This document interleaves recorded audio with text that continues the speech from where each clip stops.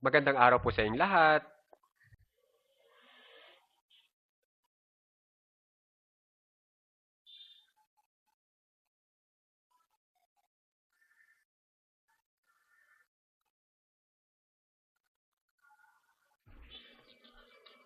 Okay po, mag-umpisa na po tayo. Bali po ang code, marami po yang katumbas na salita sa Tagalog. Pwede pong maaari, maaring, kaya, kayang, magawa na, magawang, nagawa, nagawa sana, o kaya nagawang. Okay po? Tapos po makikitandaan po, ang bawat salita po na sa Tagalog na katumbas ng code, meron po yang kanya-kanyang basehan, particular na basehan na dapat natin sundin para talagang tama po yung ating paggamit ng code. Kunwari, yung maaari meron niyang particular na batas na dapat nating sundin para magamit natin yung code bilang maaari o kaya o kaya magawang o kaya nagawa. Okay? Ang maganda po dito sa ating leksyon, ibinigay ko na lahat. Lahat-lahat po ng mga batas kung kailan dapat gumamit ng maaari, maaring, kaya, kayang, magawa na, magawang, nagawa, o kaya nagawa sana. Okay po? So, ngayon, alamin po natin sa English grammar kung anong ibig sabihin ng could. Okay? Ang could po, ito ay isang uri ng modal verb o helping verb. Ibig sabihin, yung could nakagrupo siya o nakakabilang siya sa tinatawag na modal verb o helping verb. Pag sinabi nating modal verb o helping verb, siya ay isang katulong ng isa pang salita. Okay? Katulong ng isa pang salita. Ibig lang sabihin yan, kapag gumamit tayo ng could, meron siyang tutulungan na isa pang salita. Okay? At yung isa pang salita na iyon, natutulungan niya, ang uri noon ay isa ring verb. Pero yung verb na yon ay tinatawag na main verb. Okay po? Ang main verb po, kapag tayo ay gumawa ng mensahe, siya mismo yung aksyon na ginagawa ng ating pinag-uusapan. Katulad nito, maaari na ba tayo umuwi ng bahay ngayon? So, ang aksyon na salita natin na umuwi, kung saan yan yung gustong gawin ng ating pinag-uusapan, yan yung main verb. Okay? Samantala, yung helping verb natin na could, na ito nga, maaari o maaaring, at dito sa ating halimbawa, ang ginamit ko ay maaari, kung mapapansin nyo, tinutulungan niya lang yung ating aksyon na salita kung may posibilidad bang mangyari yung aksyon, kung pwedeng umuwi o hindi. 'Di ba? Yun ang tulong ng could bilang maaari, na nagbibigay siya ng ideya na posibilidad ba na pwedeng magawa yung pag-uwi o hindi. Okay? Ngayon, tiyak may magtatanong dyan, Sir, bakit yung could naging verb? Di ba sinabi nyo, ang verb isang action na salita, nagpapakita ng galaw, katulad ng umuwi. Di ba, maglalakad ka para makauwi. Action yon. Samantala yung maaari, hindi naman nagpapakita ng galaw yan. Di ba? Nagpapakita yan ng ideya o nagpapaalam, ang ipinaparating niyang ideya ay posibilidad ba? Di ba? Yung nagbibigay tayo ng posibilidad. Kaya naman, kaya ko naman nasabi na verb ang could kasi ito ang aking rason na dapat nyo nang tandaan. Di ba yung maaari, kasasabi ko lang, siya ay ginawang pantulong sa ating aksyon na salita na umuwi. At dahil siya ay ginawang pantulong sa aksyon na salita natin, kaparte na rin siya ng ating aksyon na salita. Parang isa na silang grupo. Okay? Parang pinagsama na sila. Kasi kung kung walang umuwi na aksyon na salita, hindi tayo makakapaglagay ng maaari. Kaya isang grupo sila. At dahil sa isang grupo sila, tinuturing na rin natin yung maaari o yung could bilang isang aksyon na salita. At ang tawag sa kanila, na pag magkasama ang helping verb at saka main verb, pag magkasama, verb phrase. Kaya naging verb po itong could. Okay? Yun po ang paliwanag dyan. Tapos guys, gumamit ako ng maaari dito kasi ang gusto kong ibigay na ideya sa inyo ay makapagbigay ng ideya na nagpapahayag ng posibilidad. Okay? Kung posibilidad bang gawin yung aksyon. Yun ang aking gustong ibigay na ideya sa aking kausap. Okay? Kaya maaari na ba tayo umuwi ng bahay ngayon? Yun. Kung pwede na ba o hindi. Okay? So, yan ang tulong ng could. Nakakapagbigay ng ideya kung saan ang ideya ay patungkol sa posibilidad bang gawin yung aksyon o hindi. Okay po? Kaya makikitandaan na po, ang helping verb laging may kasamang main verb. Na yung main verb, yun yung mismong aksyon sa ating mensahe. O yun yung mismong kaganapan sa ating mensahe. Okay po? So, pagdating natin dito sa English natin, yung could, yan yung maaari. Yung go, yan yung umuwi. Okay po? So, maya-maya lang, ibibigay ko na rin sa inyo yung tamang pagkasunod-sunod ng mga salita para hindi na kayo malito. Kaya sana tapusin nyo na po para talagang wala na po kayong problema sa paggamit ng could. Okay po? Ngayon po, kapag nagawa po tayo ng mensahe, may dalawang forma po yan. May tinatawag na affirmative form at saka negative form. So, dito po muna tayo sa affirmative form kung saan ay tutulong po yan kung paano hubugin yung ating could. Okay? Kung paano i-spelling, yung tamang spelling ng could. At kung anong ideya ang gusto niyang iparating. Okay? So, yung affirmative form po na mensahe, ang mensahe natin ay walang negatibong salita. Katulad ng ayaw, hindi, o di. Parang sa English, kumbaga guys, hindi tayo nagamit ng not, no, couldn't, shouldn't, wouldn't. Ibig ko sabihin dito sa couldn't, could not, yung may kasamang not. Should not, o kaya would not. Okay? Kaya ibig lang sabihin, pag naka-affirmative form tayo, could lang ang ating gagamitin. Wala tayong ilalagay na not. Okay? Kasi itong nakalagay, pag naka-affirmative form, ang mensahe natin ay walang negatibong salita.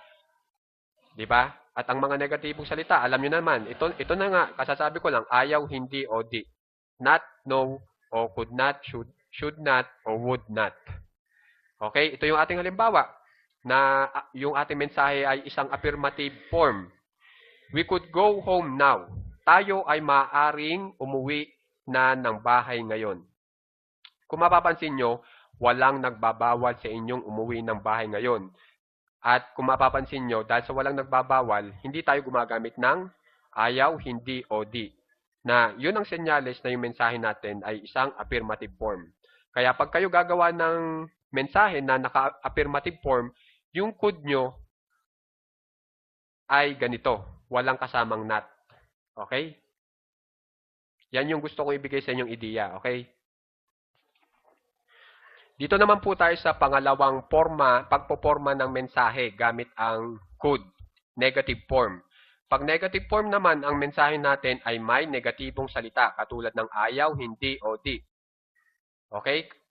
Parang yung katulad kanina, yung may could not, no, o couldn't, shouldn't. Okay? So, pag naka-negative form po yung ating mensahe, o gagamit tayo ng mga salitang negatibo katulad ng hindi o di, dapat yung ating could ay ganito na. Could not o kaya couldn't. Pag pinaikli mo tong could not, kung saan ay tinatawag nating contracted form, ibig sabihin pinaikli natin yung salita natin, magiging ganito na. Couldn't. Couldn't. Okay? Gagamit tayo ng apostrophe T pagkatapos ng N. Okay? Makikitandaan na. So, pwede itong couldn't o kaya could not. And dagdag kaalaman, pag nagbibigay ka ng emphasis o binibigyan mo ng diin yung salita, itong gagamitin nyo. Could not, hindi couldn't. Kung gusto nyo lang bigyan ng diin yung salita. Okay? Pero kalimitan, ito ang ginagamit. Couldn't. Okay? So, ito po ating halimbawa. We could not o kaya couldn't. Bahala na kayo kung alin ang gusto nyong gamitin. We could not go home now. We couldn't go home now. Hindi tayo maaring umuwi ng bahay ngayon. Kung mapapansin nyo, gumamit na tayo ng hindi. Yun yung not.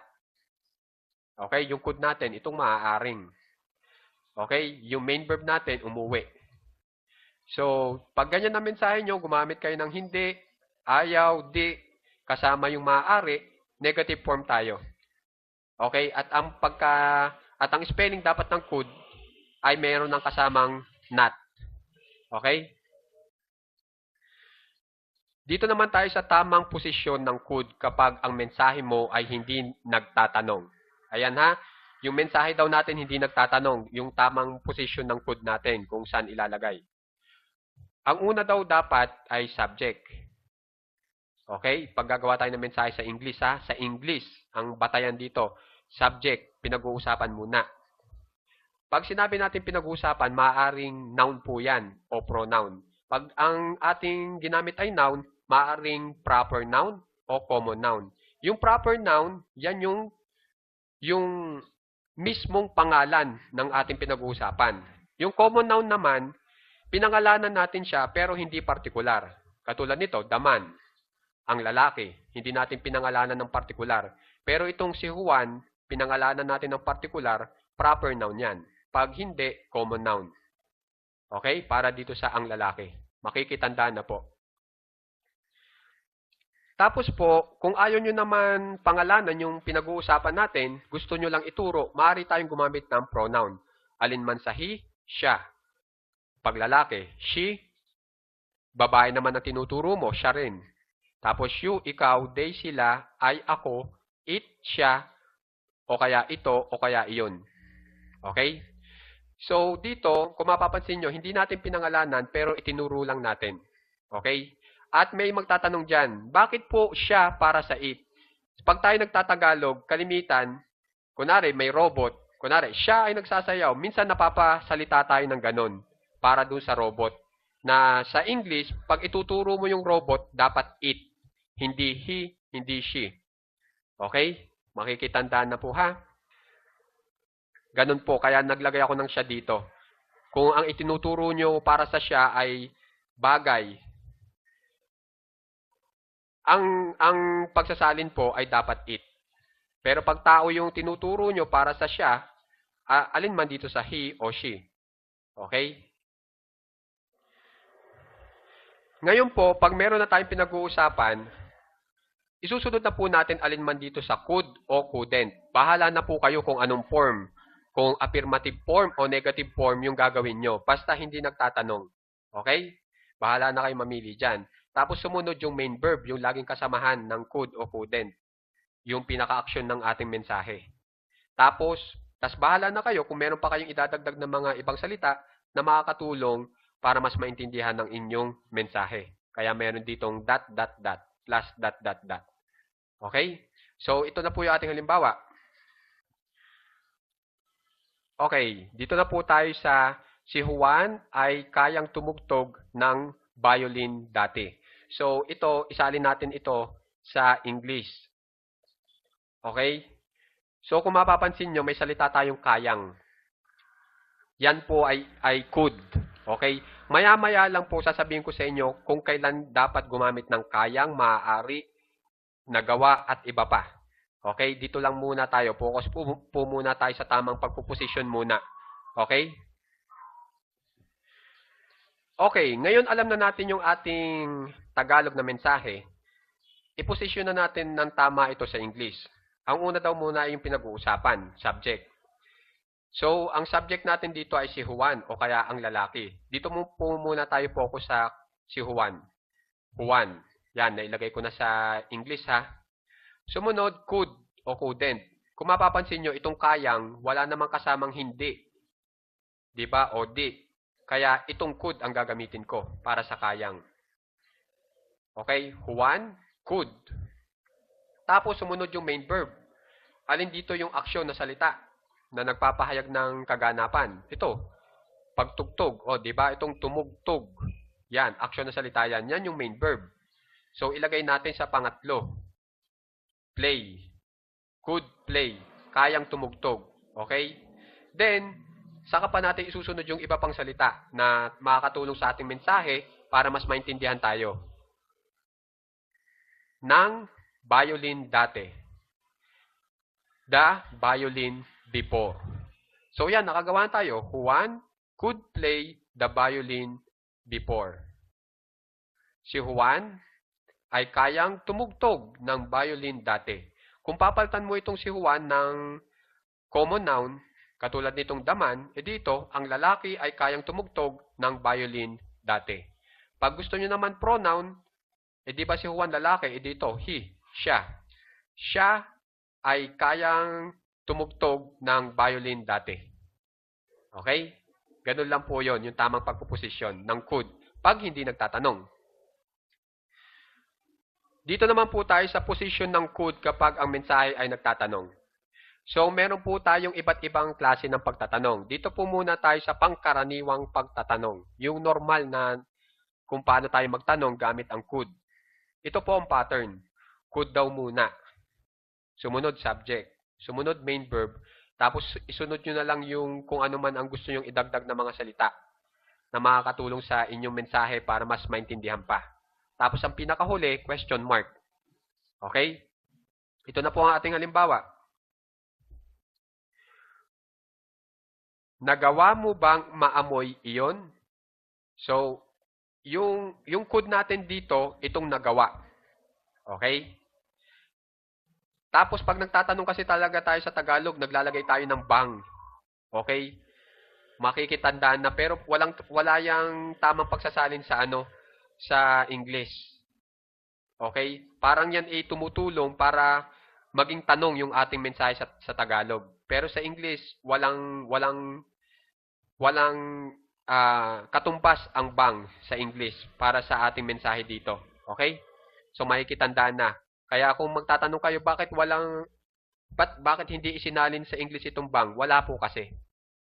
Pero, miski hindi natin naisalin sa English sa English itong bang, may bibigay pa rin natin yung katumbas na mensahe sa English, katumbas po nitong ating Tagalog ngayon na mensahe. Okay? So, una daw muna ay could. So, itong nagawa. Could. Sumunod daw ay subject. Alin ang subject mo dyan? Itong mo. Itong you. Kaya yung mo, pag isinalin mo sa English, you. Sumunod yung main verb. Alin dyan yung aksyon? Maamoy. Diba? Hindi naman bang, hindi naman iyon. Diba? Maamoy. Smell. Pag isinalin mo sa English. Tapos, saka pa yung iba pang salita. At itinuturo mo nga ay yan, iyon. It. Okay? Could you smell it? Nagawa mo bang maamoy iyon? Yon ang tama. Ito ang tamang mensahe sa English kapag ganito ang salita nyo ganito ang mensahe sa Tagalog. Okay? So susundin nyo lang tong pattern natin para hindi kayo magkamali sa pagpuposisyon gamit ang could habang nagtatanong. Okay?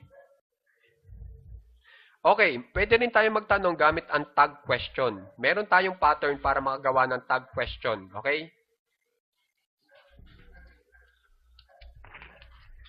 Ito pong pattern natin, declarative sentence na may could o couldn't.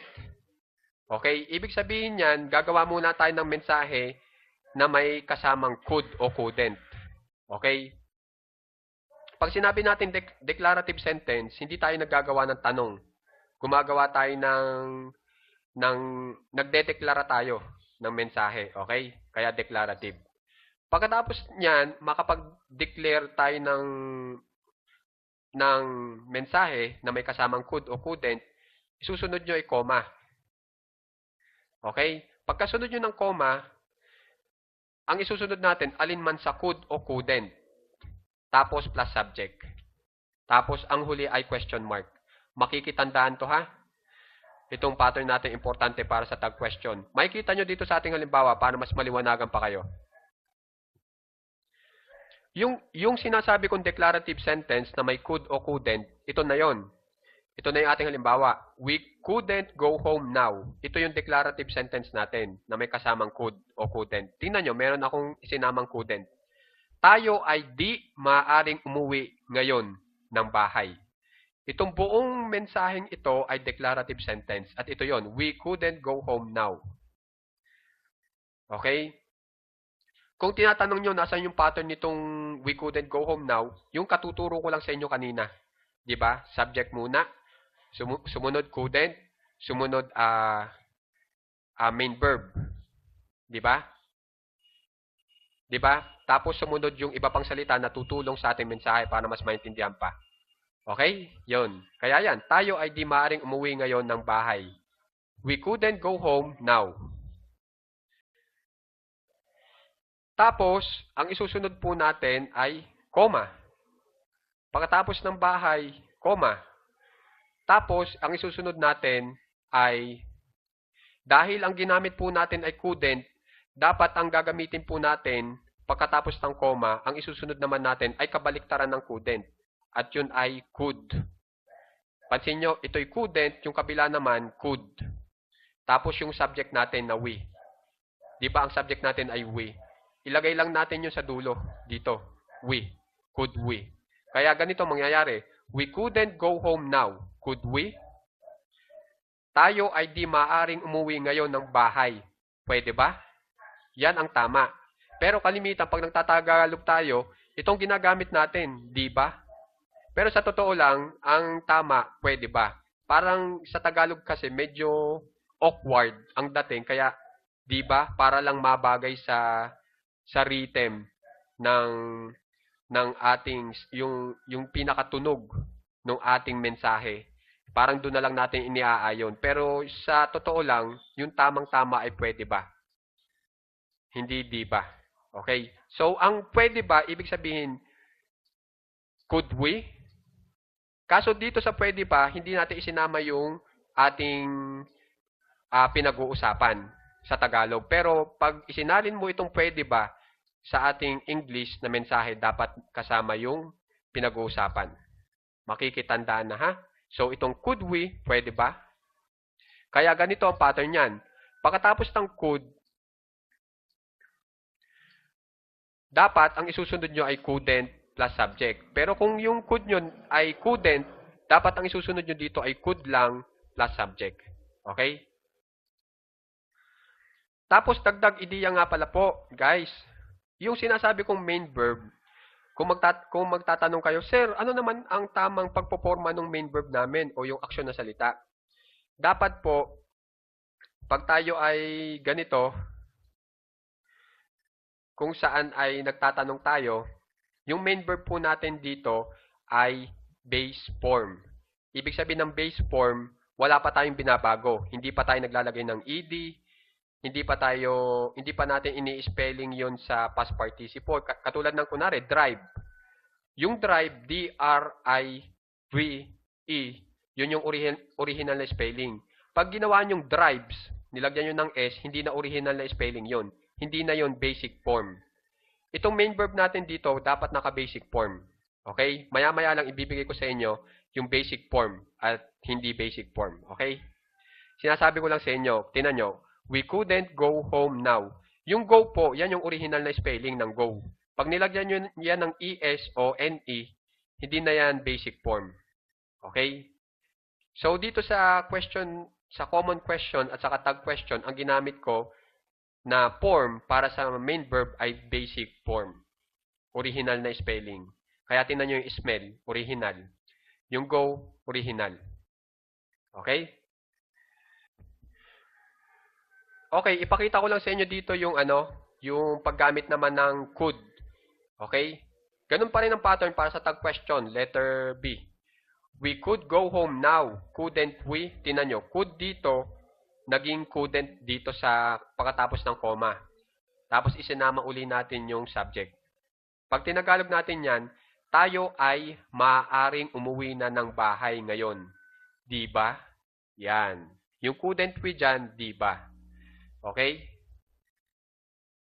So, may kitandaan na po. Pag could ang nilagay natin sa declarative sentence natin, yung pagkatapos ng comma, ang isusunod nyo ay couldn't plus subject para sa di ba. Okay? Itong couldn't plus subject equals di ba. Okay? Sa Tagalog. Okay, dito naman tayo sa mga ideyang ibinibigay ng could kapag isinama natin sa ating mensahe. Yan ang pinaka-importante, guys. Kaya tapusin nyo na itong video na ito. Lahat binibigay ko na sa inyo, okay? Gusto ko lang kayo maging master talaga sa English. So, ito po. Number 1, ang mensahe mo ay nagpapahayag ng posibilidad. Okay? Kapag ang mensahe mo ay nagpapahayag ng posibilidad, ibig sabihin maaari kang gumamit ng could.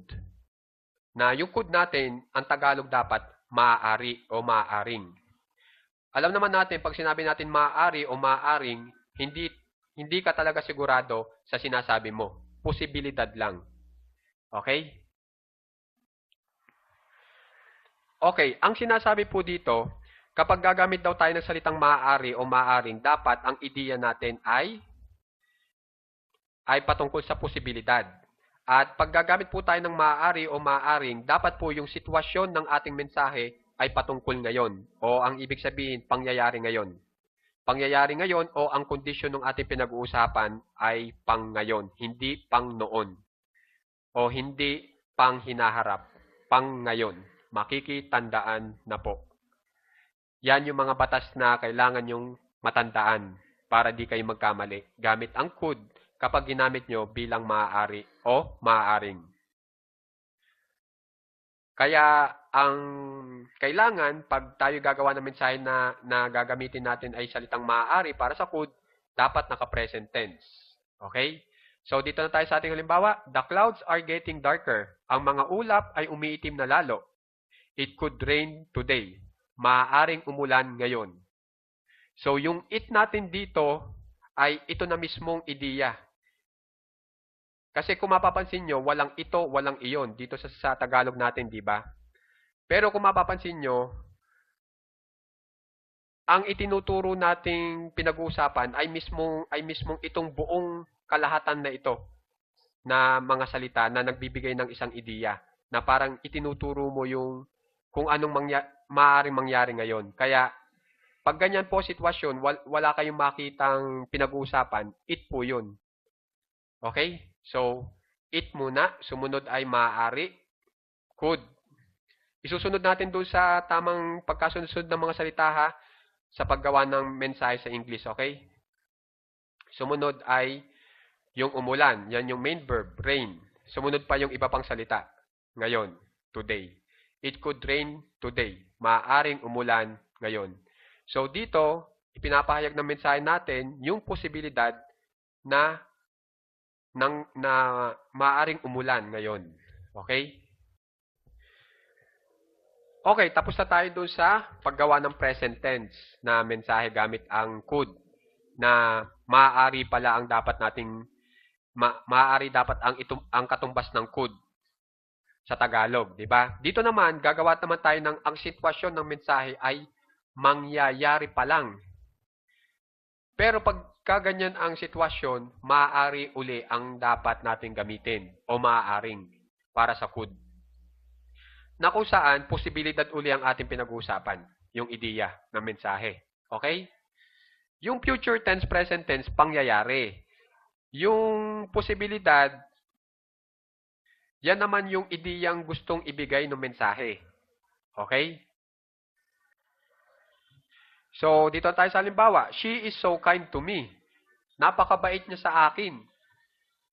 I could fall in love with her. Maaaring mapamahal ako sa kanya. Ibig sabihin ngayon, hindi ko pa siya mahal. Pero baka sa susunod na mga pagdating ng panahon, mahal ko na siya.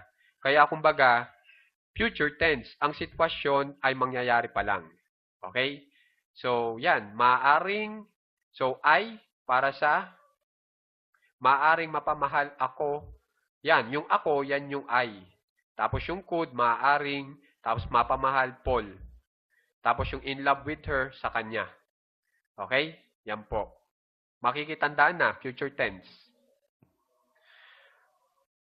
Okay, paggagawa naman po tayo ng mensahe na kung saan ay ang sitwasyon ng mensahe mo ay nangyari sa nakalipas, ang ating pinag-uusapan na doon ay past tense na, hindi na present tense, hindi na future tense. Okay? Pag past tense po, tas gagamit tayo ng could, meron po tayong pattern na dapat sundin na naman. Una ay yung pinag-uusapan, subject. Sumunod, could o couldn't. Sumunod, main verb.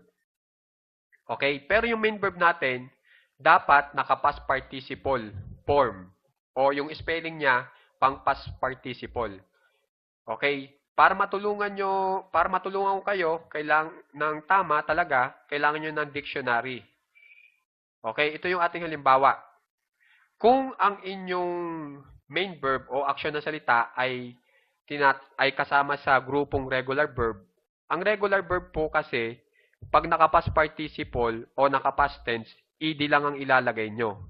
Pag irregular verb naman, yung aksyon ng salita nyo, maaaring yung past tense nyo po, hindi ed ang huli, kundi iba na ang spelling. Katulad nito, yung drive naging drove.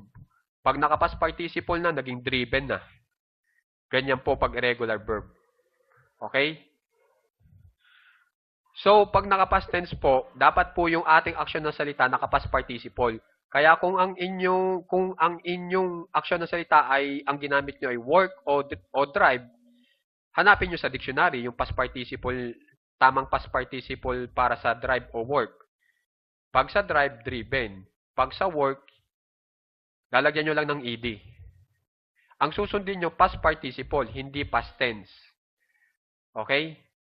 Kasi tingnan nyo sa past tense, yung drove, iba yung drove sa driven. Diba? At saka nakalagay naman dito, past participle, hindi past tense.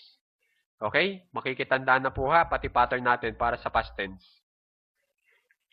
Pang nakalipas po to ha, yung past tense natin, gagawa tayong mensaheng pang noon ang pangyayari o kondisyon. So, meron po tayong tatlong klase ng mga mensahe pag gagawa tayo ng mensaheng pang noon o nangyari sa nakalipas. Pwede pong yung nakalipas natin, ang ideya po natin na ibinibigay ay posibilidad. Pag ganun po, maaari o maaaring ang inyong gagamitin. Halimbawa, I could have gone to school. Ako ay maaaring nagpunta sa eskwelahan noon. Okay? Kaya hindi ko na nilagyan ng before para sa noon kasi nalalaman po natin sa spelling ng ating action na salita o main verb dahil naka-past participle, gone. Tingnan nyo, go, goes, naging gone. Go, goes, yung go at goes po present tense. Yung went, past tense. Yung past participle naman po ay gone. Okay? Ibig sabihin, nangyari sa nakaraan. Okay? So, I could have gone to school. Ibinigay ko na sa inyo yung pattern na yung tamang pagkasunod-sunod yan. Ako ay maaaring nagpunta sa eskwelahan. So, kung mapapansin nyo, nangyari sa nakaraan kung saan ay ang ibinibigay mong ideya ay posibilidad gamit ang salitang maaari o maaaring. Okay?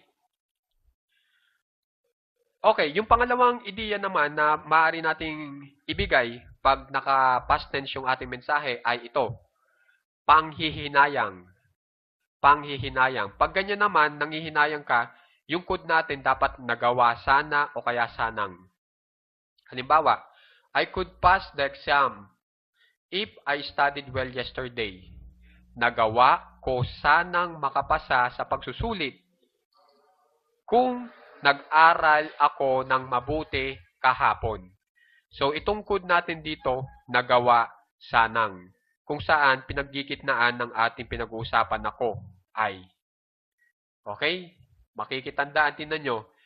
Kung kung tatapusin nyo sana itong video natin, dami nyo matututunan.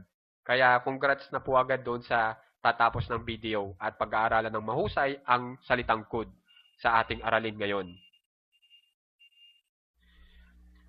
Okay, pag gusto mong gumawa uli ng past tense sa nakaraan, tapos gusto mong mangpuna o pangpupuna ang gagawin yung gusto nyong ibigay na ideya, maaari pa rin tayo gumamit ng could gamit ang nagawa sana o nagawa sanang. Halimbawa, the hospital was near your place. Ang hospital ay malapit lang sa iyong lugar. You could have visited me. Nagawa mo sanang bisitahin ako. Yun, pinuna mo siya. Okay, pinuna mo siya. O kinriticize mo siya sa pangyayaring yun. Napakalapit ng hospital, dapat binisita mo na ako. Yung ganun. Okay? Pero ang ginamit natin, nagawa mo sanang. Pag ganyan ang sinabi nyo sa Tagalog, nagawa mo sanang, tapos ikaw ay namumuna, tapos naka-past tense, could ang gagamitin nyo. Okay?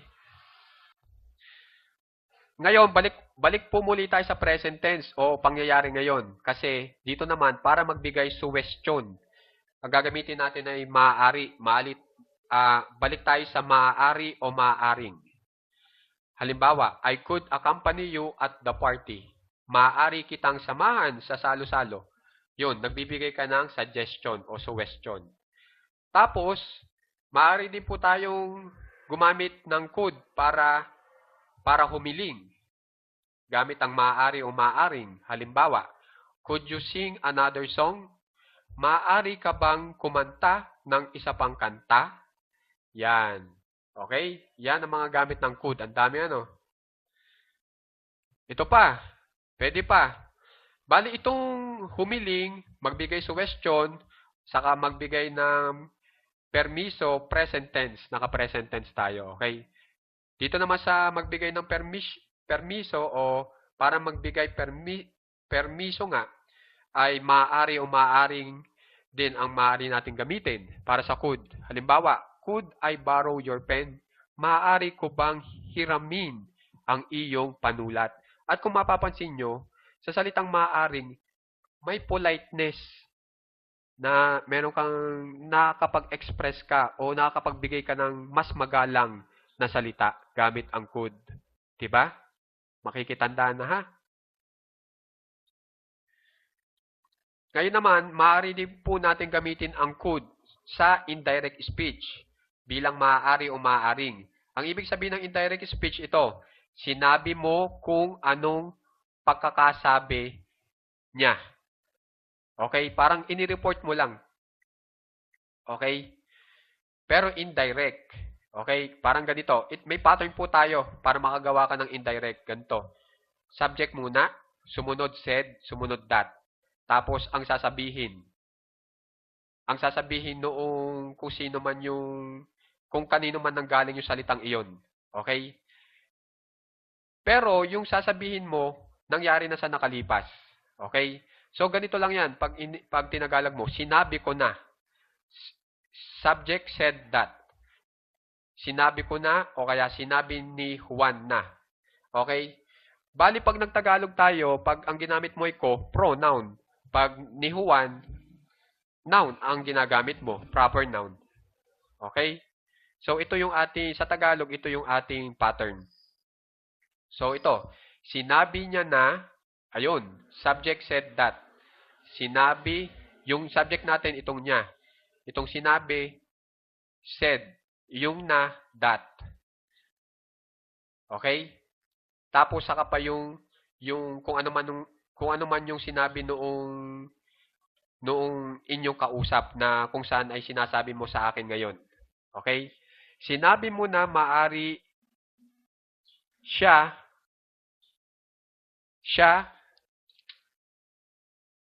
na. Yan.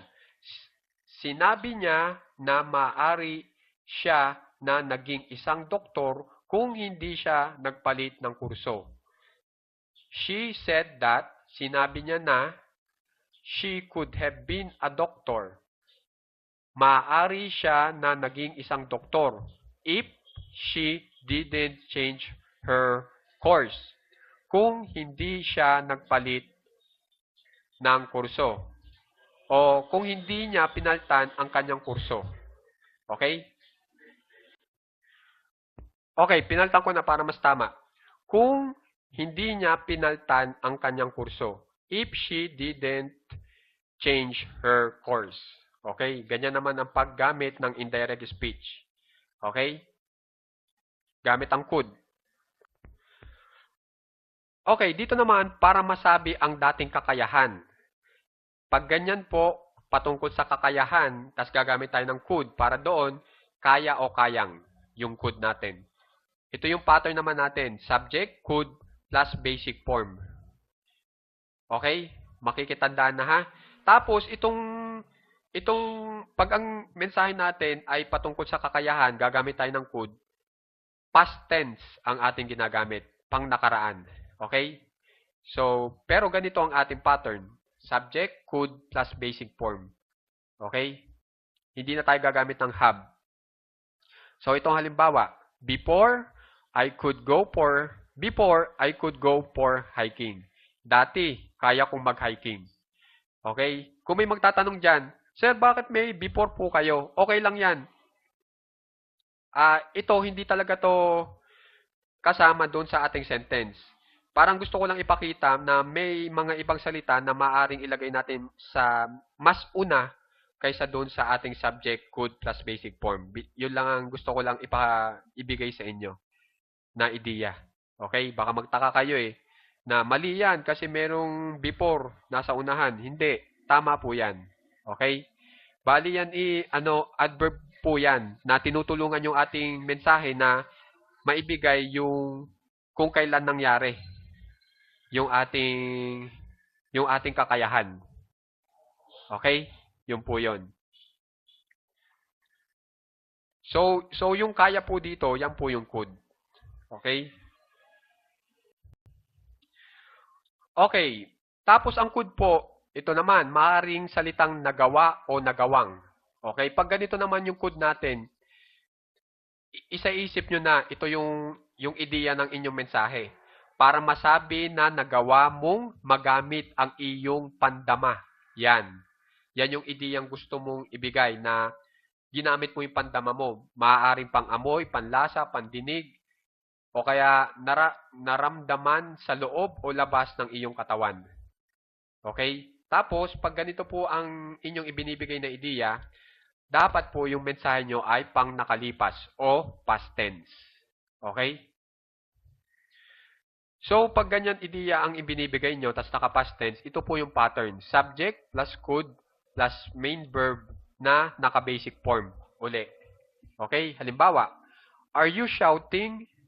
Sumisigaw ka ba? I could hear your voice in my room. Yan po. I could hear your voice in my room. Nagawa kong marinig ang iyong boses sa loob ng aking kwarto o kaya silid. Okay? Yung nagawa dyan, yan yung could. Okay? At kung mapapansin nyo, sinasabi mo yung kung anong pandama ang iyong nagamit sa sitwasyon ng iyong mensahe. At yun nga ay yan, yung marinig. Okay? Nagawa mong marinig. Okay? At saka mapapansin nyo, past tense talaga kasi nagawa. Diba? Tapos na. Okay, kung meron man pandama, meron ding mental. Okay? Ito naman. Para masabi kung paano mo ginamit ang iyong pag-iisip, yun, pag-iisip naman ha, hindi yung pandama ha, pag-iisip. Ulitin ko, para masabi kung paano mo ginamit ang iyong pag-iisip sa iyong mensaheng nangyari sa nakaraan, yan ha, nangyari din sa nakaraan. Ito pong gagawin nyo, yung code natin maaring nagawa, nagawang, o kaya magawa, o magawang. Pero ang ideya dapat ay sa pag-iisip na. Okay? Ito po ang pattern natin. Subject, could, main verb na naka-basic form. Yung mga mental na sinasabi ko na inyong nagawa ay maaaring understand. Okay? Yung pag-unawa, di ba ang pag-unawa ginagamitan ng isip? Remember. Yung tandaan, di ba pag nagtatanda ka, pag-iisip, isip din ang gamit mo. Forget, nakalimutan, isip din yan. Focus, isip din yan. puro mula sa isip. Puro mula sa isip nyo. Okay po. Okay, dito na po tayo sa ating halimbawa. We had a test. Nagkaroon kami ng pagsusulit. I could solve the problem solving easily. Nagawa kong marisolba ng madali ang pagtugon sa suliranin. Yung resolba, di ba pag tayo ay, kunyari sa mathematics, di ba, yung isip natin, ginagamit natin para marisolba yung kung ano man problema na dapat sagutin. At yung marisolba, galing din yan sa pag-iisip. Okay? Solving. Itong solve.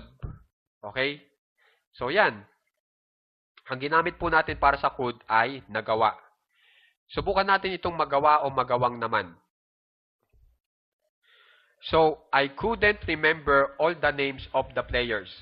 Hindi ko magawang. Yung magawang, tapos patungkol sa pag-iisip, yung aksyon na salita, matandaan ang lahat ng mga pangalan ng mga manlalaro. So, kung mapapansin nyo, magawang naman yung could natin. Tapos yung ating aksyon na salita o main verb na mula sa pag-iisip ay matandaan. Okay? Okay po, tapos na po tayo sa ating leksyon. Kung natapos nyo po ang ating leksyon, sana pag-aralan nyo po ng maigi. Dahil alam nyo naman po, kitang-kita nyo na talagang napaka-importante ng leksyon natin. Pag natandaan nyo, napakahusay nyo na sa paggamit ng could.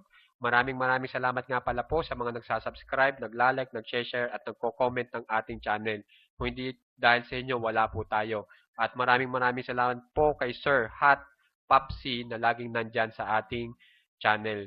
Salamat po talaga, sir. Thank you very much po. At ganun din po kay Ma'am Helen Tan Bongad from Bicol. Thank you very much po sa inyong lahat. Good day po muli sa inyong lahat.